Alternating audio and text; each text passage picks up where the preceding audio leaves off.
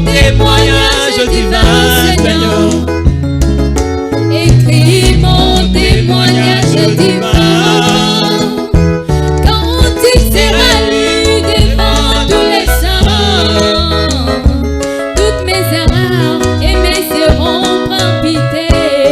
C'est la même nature de Dieu. Et nous avons dit, quand Dieu entre en scène, Dieu entre en action, ça ne demande ni même pas qu'on en parle. Chaque personne sera convaincu que ça c'est Dieu. Amen. Amen. C'est cela, frère Madame dit ici, on ajoute. Il dit dans le signal rouge, signe de sa venue. Signal rouge, le signal rouge, signe de sa venue. Prêché le 23 juin 63. Paragraphe 9, il dit ceci. Parce que nous avons dit, quand il opère, ce n'est pas ni même à nous de faire des publicités. Quand Dieu opère, chaque personne saura que c'est Dieu qui a fait. Vous me dit, j'aime vanter Jésus-Christ. Même vous aussi. J'aime vanter Jésus-Christ. Frigile. Il dit sa puissance. Mais alors, d'autres traductions, cela est dit.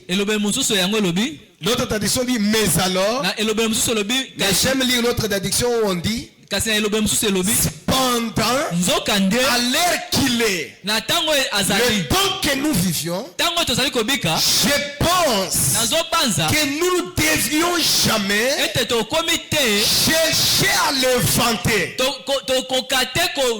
Nous aimons vanter le Seigneur Jésus, sa puissance. Mais le moment dans lequel nous vivons, ne cherchez pas à le vanter. Comment dire, en aucun cas pour quelque chose qu'il n'a pas fait. Nous aimons le vanter. Il est puissant. Il est ceci. C'est bien. Mais l'air dans lequel nous vivons, c'est l'air où les gens ont besoin d'un Dieu vivant. Alors ne le vantons pas. En aucun cas pour ce qu'il n'a pas fait.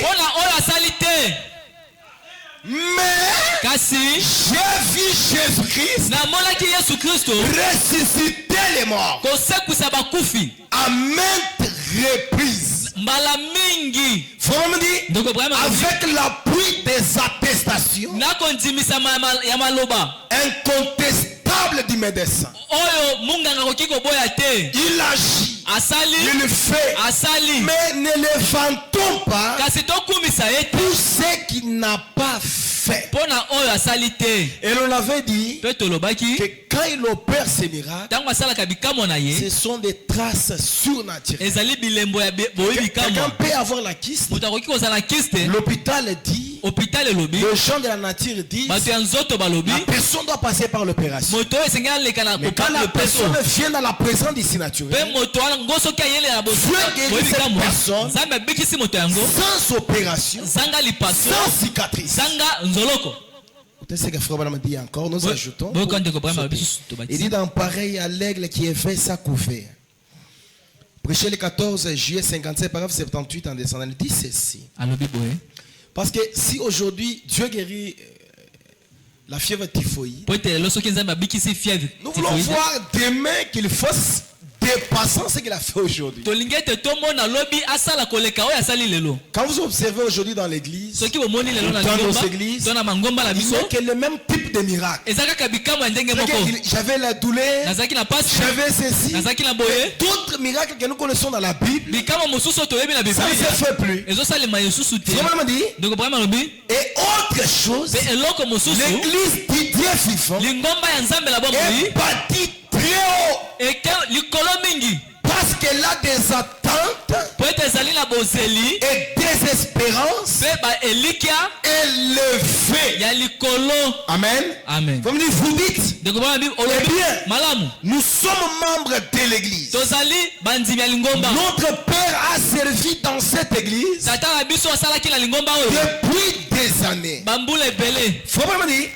Cela peut être bien.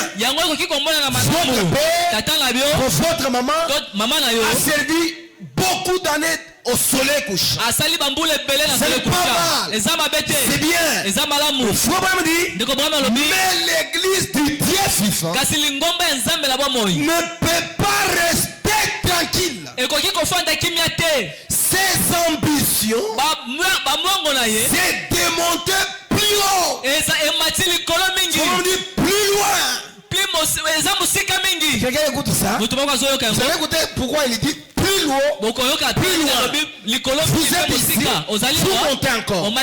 C'est un il dit, nous voyons les aveugles être guéris aujourd'hui. Donc aujourd'hui, vendredi, nous voyons les aveugles être guéris. Nous nous attendons à ce que les morts ressuscitent demain. Pas seulement on reste les mêmes choses. Aujourd'hui, les aveugles voient. Le dimanche, il y a autre chose. Et si vous remarquez, nous sommes restés que les mêmes choses. On ne voit plus loin.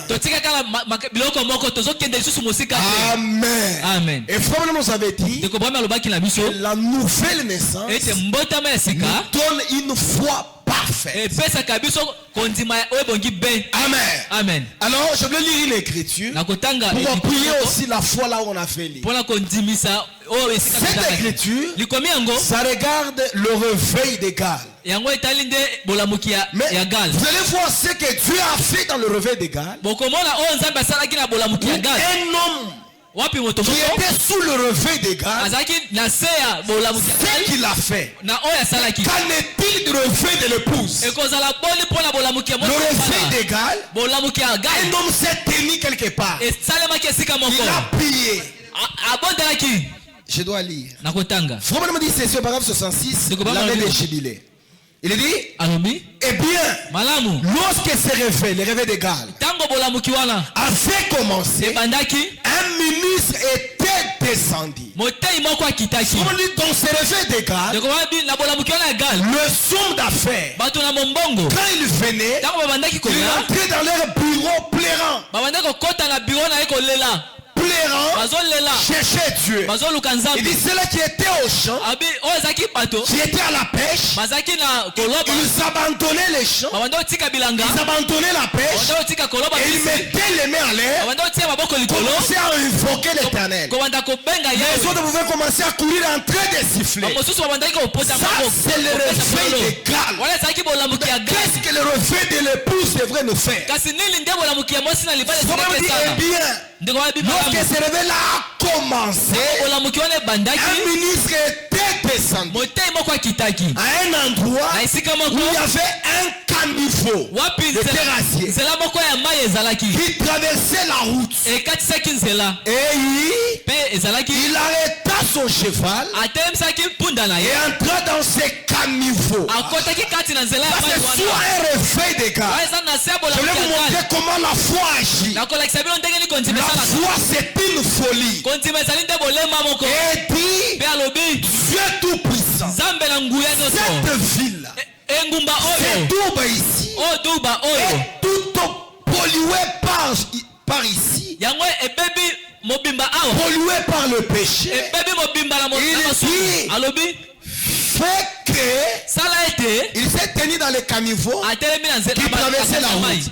Écoutez la foi, il dit fait que chaque homme, chaque femme, chaque garçon ou chaque fille qui passe sur ces caniveaux soit convaincu par ton esprit.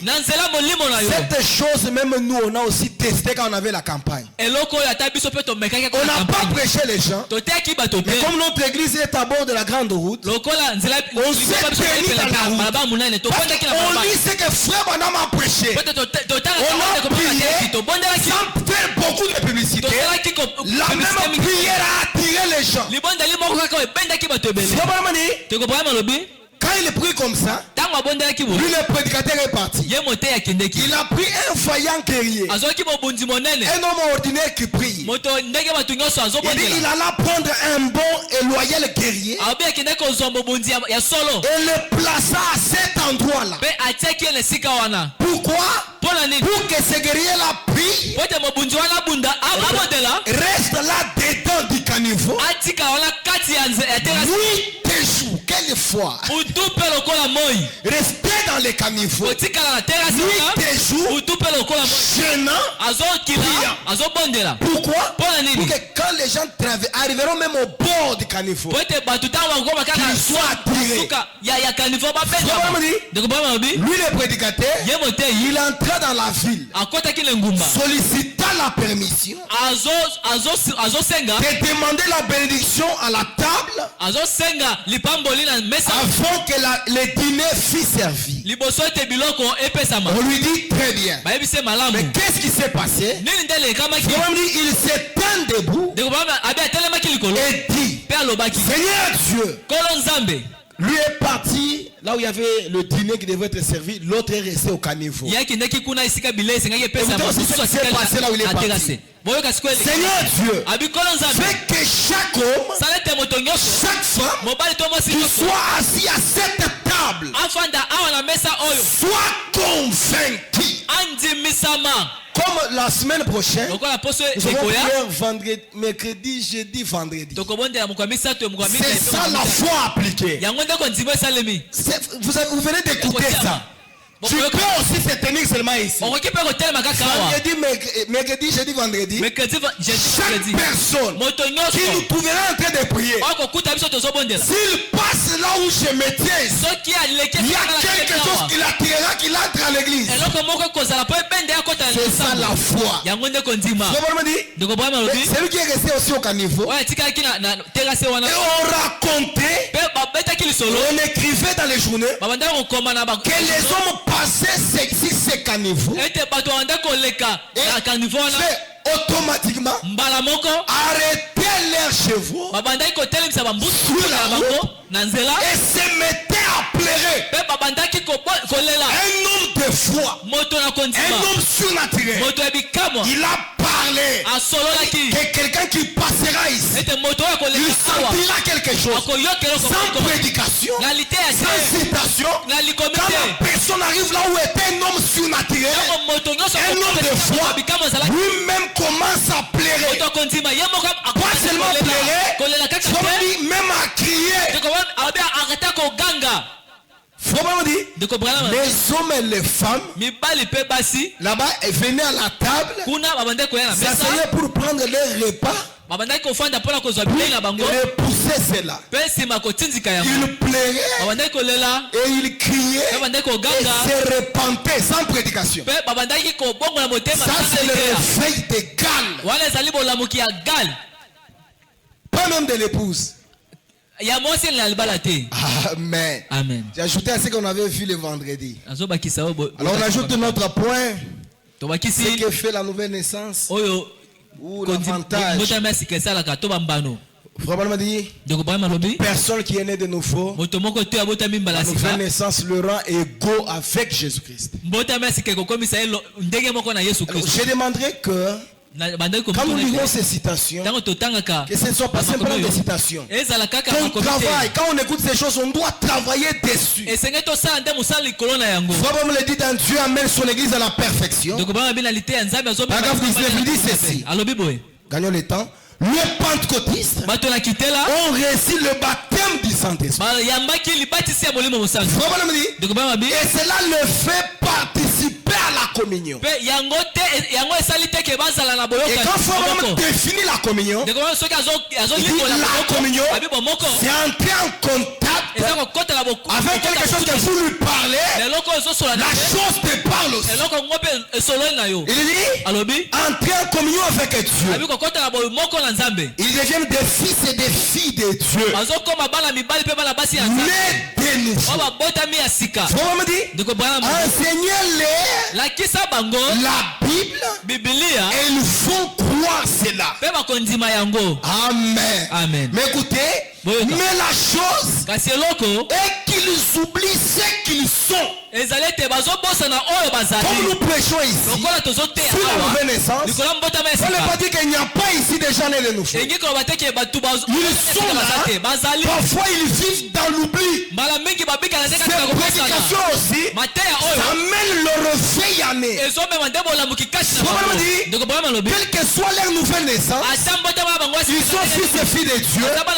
Mais la chose, le problème est qu'ils oublient ce qu'ils sont. Ils se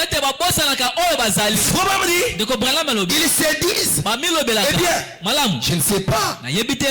Oh mon frère, vous qui êtes nés de nouveau, vous êtes des fils et des filles de Dieu, égaux à Jésus.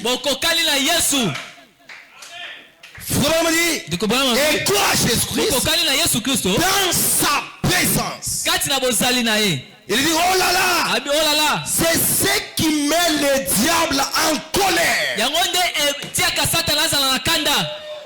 Quand il connaît que moi et Jésus-Christ, nous sommes égaux.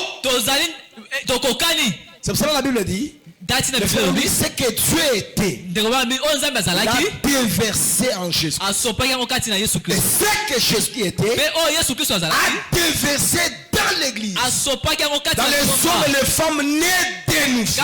Ils peuvent reproduire la même chose. Le problème est que en Jésus il y avait l'océan. En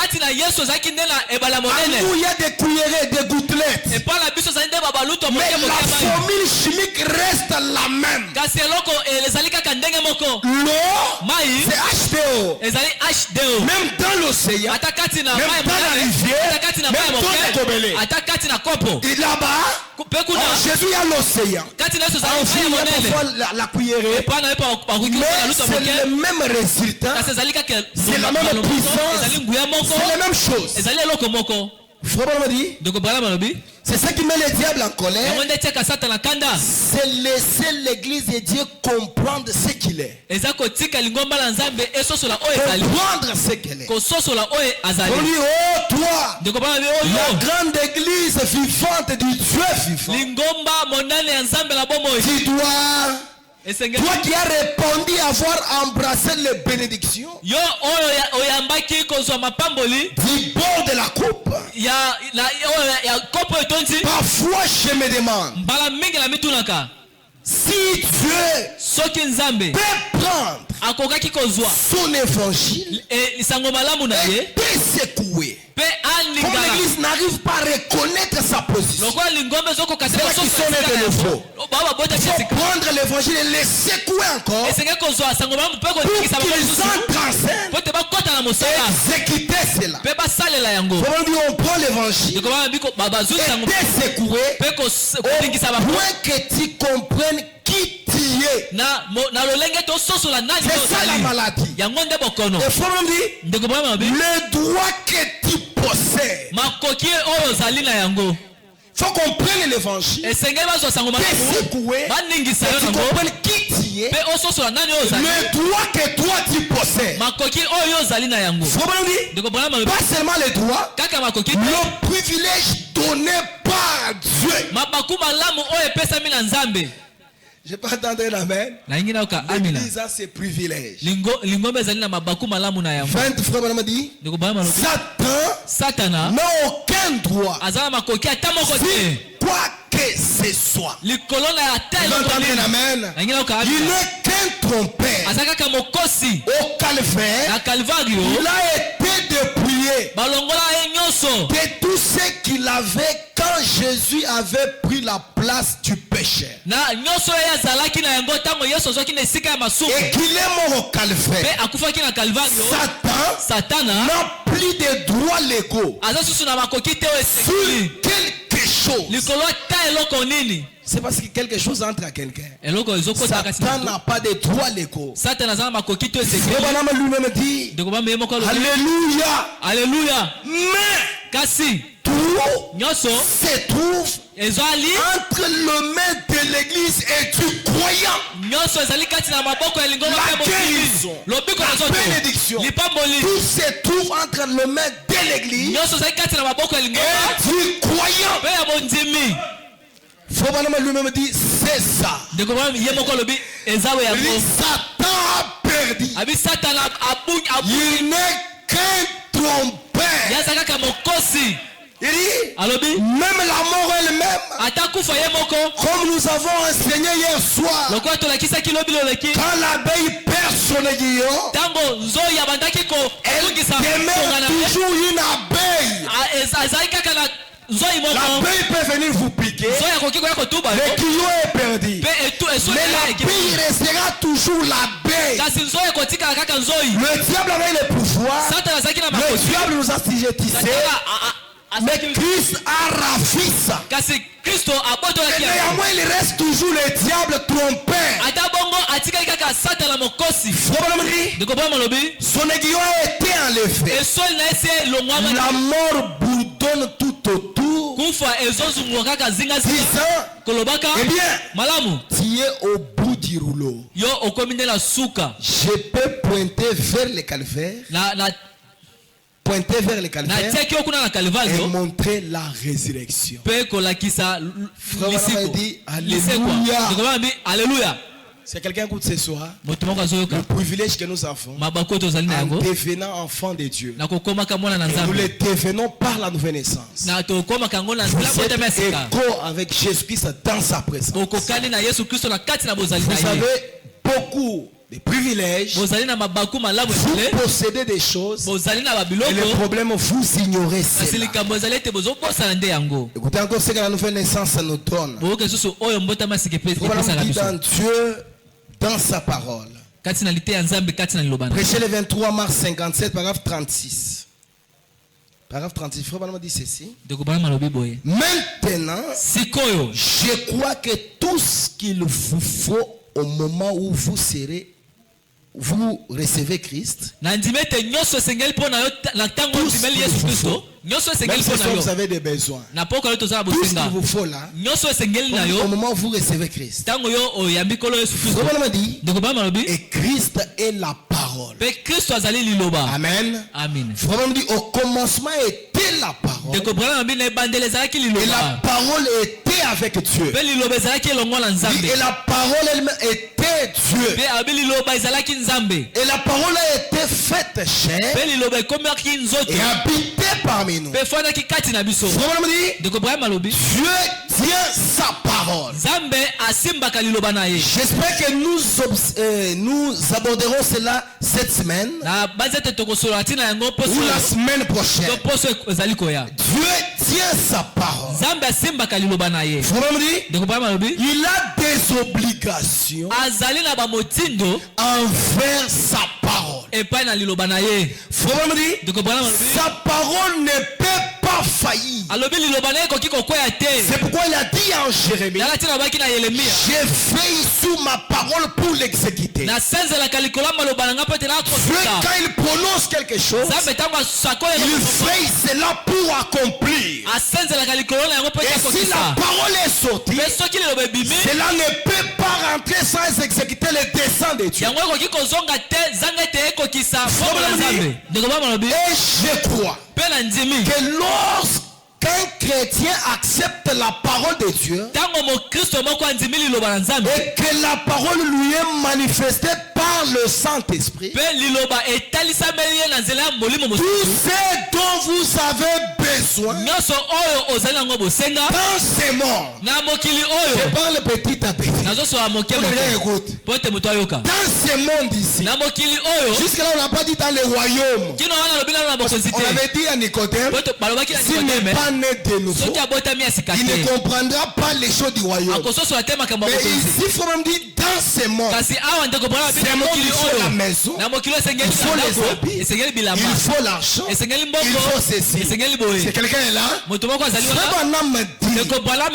je crois. En ce moment, quoi il croit. Je crois que lorsqu'un chrétien accepte la parole de Dieu, pas une partie, la totalité de la parole. Et que la parole lui est manifestée par le Saint-Esprit. Vous me dites, tout ce dont vous avez besoin dans ce monde, vous êtes donné juste dans ce moment-là. Si nous souffrons, c'est parce qu'on ne connaît pas le privilège. C'est parce qu'on ne connaît pas ce que nous possédons. Je veux dire à quelqu'un ce soir que la nouvelle naissance, le baptême du Saint-Esprit, te donne entre tes mains tout ce dont vous avez besoin, à aussi longtemps que vous êtes dans ce monde. C'est pour cela on a placé là l'appareil. Quand il y a l'obstacle, vous appelez. Et c'est la prière. En ce moment-là, vous avez ça. Il dit encore je crois. Lorsqu'un homme naît de nouveau, Dieu lui accorde un chéquier à banque. C'est pas ces choses ici, on dit aux croyants, on dit aux gens seulement. Parce qu'après la prédication, on doit travailler sur ça. S'il y a le chéquier, tu dois remplir. Et voir les résultats. On dit, Dieu lui accorde un chéquier avec le nom de Jésus signé au bas de chaque chèque. Et ce chèque est valable pour chaque bénédiction rédemptrice pour laquelle Jésus est mort. Dieu, pour ceux-là qui ont la nouvelle naissance, ils ont déjà ce chèque-là, déjà signé, mais ne font rien. Parce que nous réveillons et c'est là qui ont la nouvelle naissance. Nous disons ces avantages pour que les autres aussi puissent accéder à ça. Chèque est là. Frère, mettez que c'est dans les physiques. Vous voyez seulement, je ne sais pas, Mike Bisto, chèque déjà signé. Tu sais ce que tu vas faire? Mais ici, il y a celui qui est plus que Mike Bisto. Dans ce chèque-là, il n'y a pas seulement le travail d'équipage. Il y a même la vie éternelle. Il y a la guérison. Il y a la santé. Il y a la protection. Quand vous voulez la protection, Dieu l'a placé là-bas. Quand vous voulez la délivrance, Dieu l'a placé. Qu'est-ce que cela devrait nous faire? Toutes les bénédictions rédemptrices. Si vous n'avez pas peur de remplir cela et d'introduire cela, il y a des choses. Remplir et introduire. Ce n'est pas à vous de signer. Non. Il y a un nom là-bas. Ce nom-là ne sera pas refusé à la banque. Si on mettait le nom de Branham, à la banque là on va refuser. Mais il y a le propriétaire de la banque lui-même. Lui-même qui est mort pour nous, a mis son nom. Pour toi, remplissez. Si c'est la guérison, mettez je voulais être guéri. Et introduisez. Comme le nom est là-bas, le chacun ne peut pas échouer. Amen. Toi rempli. Il dit encore je crois 3 fois. Et je crois que nous sommes plantés en Christ. Non pas collés. Si on est collé, quelqu'un peut venir nous détacher. Mais dit nous sommes plantés en Christ. Et non pas collés, mais plantés en Christ. Prenez un petit arbre, plantez-les. La seule chose que vous avez à faire pour pour cet arbre, c'est de l'arroser. Et il faut qu'il boive. Il doit boire au-delà de sa mesure. Il doit boire jusqu'à ce qu'il gonfle. Il fait sortir des feuilles. Il fait sortir des branches. Il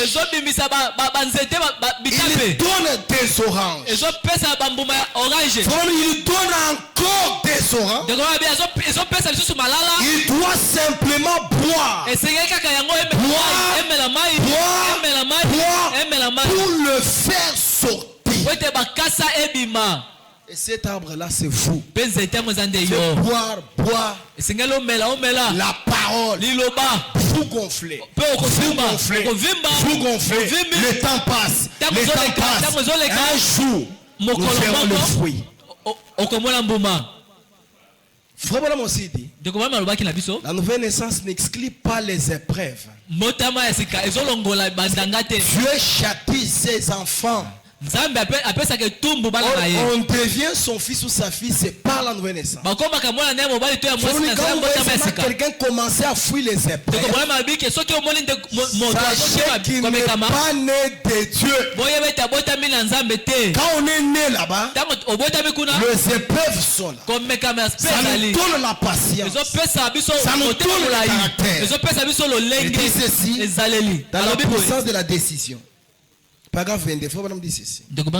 Il dit, mais au-delà de la mort, la foi voit la résurrection. Le Dieu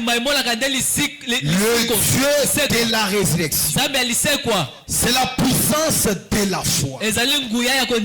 De croire. Lorsqu'il demande, vous tenant là derrière le nuage sombre qui vous empêche de voir avec vos yeux naturels. Avec ces yeux naturels, ces nuages là, ça peut empêcher à voir. Mais la foi qui se tient là, à côté de vous, vous oriente vos regards vers ce Dieu de la résurrection. Un Dieu de toute sagesse qui a ordonné non pas sur la foi. Dieu là a toute sagesse. Il se tient juste derrière chaque épreuve. Frère Branham s'exprime, dit, oh, j'aime ça. Il dit, pas vous, Frère Branham dit, de voir ou de savoir, comme Pierre l'a dit, que chaque épreuve qui nous arrive est plus précieuse que de l'or. Car elle est efficace. Écoutez alors, chaque fils qui vient à Dieu doit d'abord être éprouvé. Il doit être fouetté et châtié. Et si vous avez un peu de chagrin après la nouvelle naissance, parce que Dieu vous a fouetté. Parce que parfois vous cherchez quelque chose que Dieu ne l'a pas donné. Et après la nouvelle naissance, vous avez le chagrin. Frère dit, une petite épreuve. Parfois quand on imposera les mains, après ça il y aura des épreuves. Une petite épreuve qui vous dérange quelque part. Et vous rentriez dans le monde. C'est vous nous avez dit que vous êtes né de nouveau. Mais Dieu doit d'abord secouer, savoir qui est fils et qui ne l'est pas. Il commence encore quand il y a l'épreuve rentrée dans le monde. Il commence à rentrer dans le monde. On dit, vous n'êtes pas un enfant pour commencer. Vous devenez un enfant illégitime et non un enfant de Dieu. Et si un homme a une foi ancré son cœur au sein du calvaire, tous les démons de l'enfer ne pourront plus l'embraler. Un homme qui est né de nouveau, il est comme l'arbre. L'arbre, quel que soit, il peut être gigantesque. Le vent peut secouer. Le vent peut secouer. C'est pas que l'arbre tombera. Dieu peut secouer un homme, une femme, mais quand nous nous voyons, ça n'est fini de lui. Au contraire, Dieu est en train d'enfoncer l'arbre. Dieu donne la meilleure position à cet arbre. Plus les épreuves, plus vous trouvez la bonne position dans la parole. Cette personne ne sera pas embranlée. Que la maladie vienne, même si l'église n'est pas partie les consoler, il restera toujours un fils de Dieu. Même si le pasteur n'est pas venu le visiter, ça ne dérangera pas sa foi. L'enfer pourront l'embraler. Oui, il est là. Il remarquez, car celui qui ne passe, car celui qui ne peut pas supporter les châtiments est un enfant bâtard. Il prétend que Dieu est son père alors qu'il ne l'est pas. Il est emballé par chaque vent de doctrine. Quelqu'un qui est né de nouveau, pour commencer, la nouvelle naissance est la saine doctrine. Quelles que soient les doctrines qui viendront, la nouvelle naissance, c'est ça la première doctrine de Jésus-Christ. C'est un fondement solide. Aucun vent de doctrine ne peut bouger. Même si on dit Branham est Dieu, il ne connaît pas la nouvelle naissance. Il y a un parent rédempteur qui a donné sa vie pour me sauver. Il ne peut pas être embranlé. Si on dit les morts sont déjà ressuscités, il va retourner en 1 Thessaloniciens. Parce que la parole est dans son âme. Frère, voyez quand les gens disent non, lis-nous seulement frère Branham. Il y a des choses, quand on croyait, nous les savons parler à nos amis, sans pourtant même avoir lu ça. Après des années, on a lu ça. Même si vous ne lisez pas beaucoup, je ne dis pas que ne lisez pas beaucoup. Quand quelqu'un est né de nouveau, toute cette parole est en lui. Vous ne pouvez pas tromper cette personne. En lui, il y a quelque chose qui va bouger. Si c'est un mensonge, ça ne bouge pas. Ça, mais il faut lire. Mais j'ai dit, on disait des choses à nos amis. Mais quand nous lisons, mais je vais dire ça. Mais c'était dans le message. Avant que je vienne, moi-même j'étais dans la pensée de Dieu. La parole a été avec moi. Et moi-même j'étais la parole.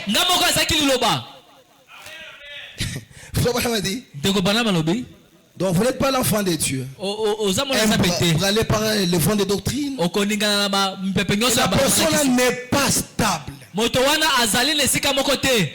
Quelque chose au soleil couché, il le fouille. Mais je ne sais pas, au piano tabernacle. Quelque chose au piano tabernacle, il le fouille. Il est là-bas. Fin de compte, je n'ai pas écouté les bandes. C'est faux. D'abord, il y a des bandes de 4 heures. 4 heures du temps. Ici, notre passé, quand il se déplace, on nous met ici pour 30 minutes. Les gens mais 4 heures, frère. C'est faux. Et il écoutait les bandes. Pouf, par terre. Il dit, il ne sait pas où il va. Quelqu'un qui n'est pas de nouveau ne connaît pas où il va. Il est d'abord indécis. Il n'a pas de décision. Si vous lui dites, allons chez les musulmans. Maintenant il vient de, je suis frère de Messa. Vous lui amenez ici. Vous trouverez dans les téléphones, il y a les Werason, il y a des choses. Il est indécis, il n'est pas stable. Et plusieurs fois, il a un double langage. Ici vous voyez comme frère, là-bas il est flatté, ici il est poté. Frère, nous devons naître de nouveau. Il ne sait pas où il se tient, ni ce dont il parle. Il ne connaît pas. Par contre, un homme qui est né de nouveau, de l'Esprit de Dieu, sait exactement où il se tient. Ne fais pas de blabla.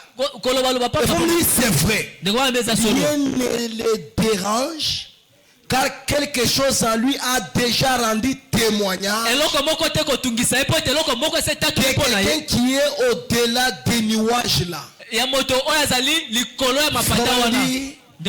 par la foi, il le voit. Amen. Amen. Les épreuves ne sont pas exclues là-bas.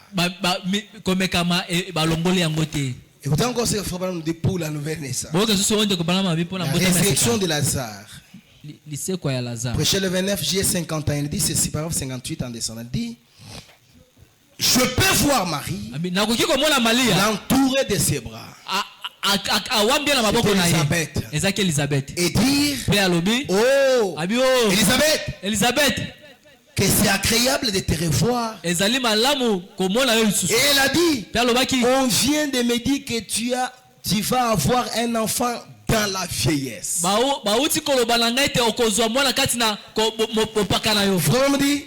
Je peux entendre Elisabeth dire, oui Marie, c'est vrai, je vais avoir un enfant, mais je suis inquiète à ce sujet. Voyez, ça fait 6 mois, il n'y a pas encore de vie. L'enfant ne bouge pas. Et vous c'est tout à fait anormal. Voyez, la vie se manifeste vers, vous sentez la vie vers 3 à 4 mois. Quelqu'un n'a pas étudié la médecine mais connaît la médecine. La maman devrait écouter ou sentir la vie. Si la vie ne bouge pas, il y a quelque chose d'anormal. Quelque chose comme cela, 2 mois et demi, il a dit, mais il n'y a pas encore de vie. Et Marie a dit, oh là là, je sais, je suis censé rester ici, mais je ne le peux pas. 59. Regardez, elle a dit, le Saint-Esprit est descendu. C'est Marie qui a commencé à donner alors son témoignage. Il m'a couverte de son ombre. Il m'a dit que j'aurai aussi un enfant sans avoir connu un homme. Et que je l'appellerai Jésus. Aussitôt qu'elle a dit, je l'appellerai Jésus. Aussitôt qu'elle a dit, le petit qui était mort là, comme le petit Jean, a tressailli dans le sein de sa mère. Il s'est mis à tressaillir comme cela. Il a reçu la vie. Écoutez, la première fois que le nom de Jésus-Christ a donc été prononcé par des lèvres dignes mortelles. Un enfant mort est revenu à la vie dans le sang d'une mère. Est-ce qu'on est là? Ce qui nous concerne, ça commence. Frère, si cela ramène un enfant mort, ce nom-là, à la vie, qu'est-ce que cela devrait faire à une église née de nouveau? Amen. Vous voyez que l'autre nouvelle naissance, je ne sais pas, il faut que nous naissions de nouveau. L'œuvre d'une femme, elle parle du nom, le nom la redonne la vie. Un bébé mort. Frère, alors qu'en est-il d'une église née de nouveau? C'est nous qui récitons ce nom-là enfin. Vous verrez aujourd'hui comme si ce nom-là n'a pas d'efficacité. Qu'est-ce que cela devrait faire une église née de nouveau? C'est une question. Lui-même dit Alléluia. C'est vrai. Il n'est pas étonnant que cela fasse marcher le boité. Ce nom-là, déjà on a commencé à terminer. Ce nom-là fait marcher le boité. Je prêche en ce nom-là. Même quand nous chantons en ce nom-là. Je serai enterré en ce nom-là. Le mot seront ressuscités en ce nom. Il n'est pas étonnant que cela fasse marcher le boité. Comment Marie, elle, a prononcé, il y a eu des effets. Mais nous, église épouse, ce nom n'a pris des effets. Non. Les effets sont là. Ce nom-là fasse voir les affects, fasse entendre les sourds. Le nom de Jésus-Christ. Le petit Jean mort dans le sein de sa mère, Élisabeth a dit, d'où vient que la mère de mon Seigneur est venue me voir, est venue vers moi. Elle a dit, car voici aussitôt que la voix de la salutation a frappé mes oreilles et mon enfant a tressailli d'allégresse dans mon sein. On dit, quel enfant? Alléluia. Alléluia. Quel nom? Mon enfant a tressailli d'allégresse dans les seins aussitôt que la voix de la salutation a frappé mes oreilles. Frère, il répète encore. Qu'est-ce que cela devrait faire à un groupe déjà né de nouveau? Vous ne pouvez pas maudire ce nom-là. Vous moquez de ce nom-là. Doutez de ce nom-là. Et vous en réjouissez. C'est ce qui est dans l'église. Mais nous nous en réjouissons. En nous là, nous doutons. Vous devez les respecter dans votre cœur. Dans votre cœur là, vous tremblez à cause de ces noms. Voir cela de tout votre cœur. Très bien. Pendant que nous mettrons debout pour la prière, on me dit ceci pour toujours pour ces noms là.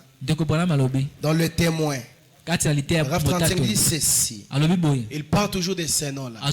Le privilège de cette église, l'église des hommes et des femmes nés de nouveau, lingomba bato ya mibali pe baso bota mesika le nom de Jésus-Christ bazala matomba ya kombo na Yesu ceci alobi boye aujourd'hui lelo chaque homme mobali nyonso il y a des hommes ici mibali bazawa non quand on dit homme il faut généraliser bato nyonso il y a des hommes ici bato bazali awa maman vous pouvez me mettre debout maman botele malikolo écoutez ça attentivement boyoka ngo malamu chaque homme bato nyonso sait il sait qu'il peut prendre le nom de Jésus-Christ et rencontrer un ennemi n'importe où. Fondi, n'importe quand. Et il sera vaincu. Ce soir dans la prière, comme nous sommes une église parce que j'ai des fois quand on prêche la parole, ça vient aux gens qui ont le Saint-Esprit. C'est là qu'ils n'en ont pas. Ils l'ont fait les autres. Il a pris les autres à chercher la chose. Vous là qui voulez que vous avez la noblesse, prenez ces noms ce soir. Allez, poursuivez l'ennemi n'importe où. L'ennemi là qui te lit n'importe quand.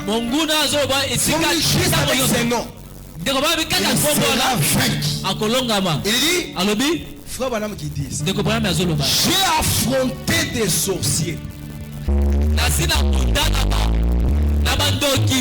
j'ai affronté des démons et toutes sortes, je ne les ai jamais vus.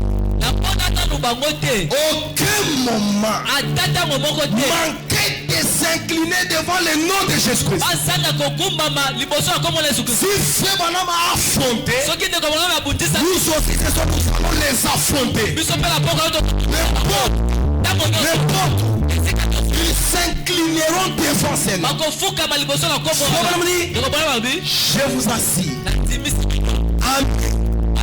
Quand l'église avait perdu le nom et la puissance du nom, quelqu'un comprend ça? Il y a le nom et derrière le nom il y a une puissance. Des fois nous répétons là simplement. Les gens ont perdu le nom et la puissance du nom de Jésus-Christ.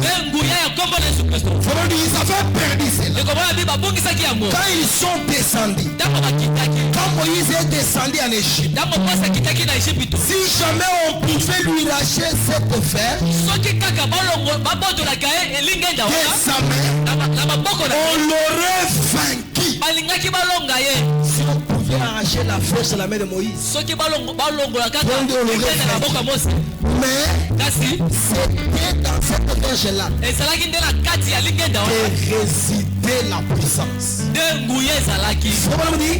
Si jamais on arrachait cette verge de sa main, on